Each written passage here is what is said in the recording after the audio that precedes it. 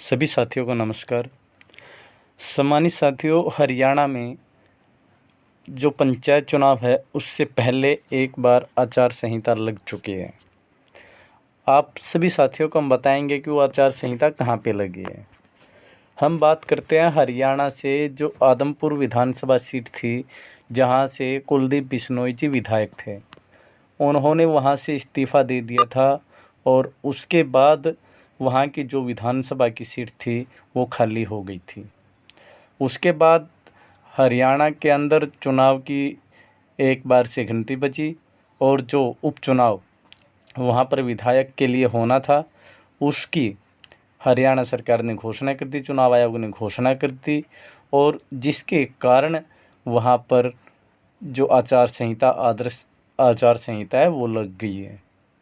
और उसके बाद हम आपको बताएंगे कि ये चुनाव कुछ पार्टियों के लिए बहुत अहम मुद्दा बन गया है, और वो उन पार्टियों के लिए अहम मुद्दा कैसे बना वो हम आपको बताएंगे। क्योंकि जिस प्रकार से वहाँ पर अगर हम बात करें बीजेपी की, तो बीजेपी ने पहले वहाँ से सोनाली फोगाट को अपना कैंडिडेट बनाया था, लेकिन वहाँ से कुलदीप बिश्नोई जो कांग्रेस से थे वो जीत चुके थे। अब कुलदीप बिश्नोई जी कांग्रेस छोड़ के बीजेपी के अंदर चले गए, जिसके कारण अब वो सीट खाली भी है। और वहाँ पे देखा जा रहा है कि जो बीजेपी और जेजेपी का जो गठबंधन है वो अपनी सरकार की कामयाबी दिखाने के लिए एक बार फिर से बिश्नोई परिवार पर दांव लगा सकते हैं। एक बार फिर से बिश्नोई परिवार के किसी भी कैंडिडेट को वहाँ से उम्मीदवार बना सकते हैं। उसके बाद हम बात करते हैं कांग्रेस की, तो कांग्रेस में हुड्डा साहब हैं, वो अपने ये दिखाना चाहेंगे कि कांग्रेस अभी जिंदा, कांग्रेस एक बार फिर से बैकअप करना चाहती है और वहाँ से कांग्रेस उस सीट को जीतना चाहती है। लेकिन अगर हम बात करें इनेलो की, तो इनेलो ने भी अभी चौधरी ओम प्रकाश चौटाला जी जेल से बाहर हैं, वो भी एक बार फिर से अपना दबदबा कायम करना चाहेंगे। वो भी एक बार फिर से दिखाना चाहेंगे कि इंडियन नेशनल लोकदल पार्टी जो है वो अभी ज्यों की त्यों खड़ी है। वो भी वहाँ से चुनाव जीत करके एक बार फिर से पार्टी को जिंदा करना चाहेंगे। और अभी एक नई पार्टी जो वहाँ से पहली बार चुनाव लड़ रही है वो है आम आदमी पार्टी। आम आदमी पार्टी भी वहाँ से अपने उम्मीदवार को उतार करके वो भी हरियाणा के अंदर से ये दिखाना चाहेगी कि हरियाणा के अंदर आम आदमी पार्टी का जनाधार है। तो सम्मानित साथियों, अभी आप भी बताएं कि यहाँ से कौन सा उम्मीदवार जीत सकता है या किस पार्टी का उम्मीदवार वहाँ से जीत सकता है, आप कमेंट सेक्शन में ज़रूर बताएंगे।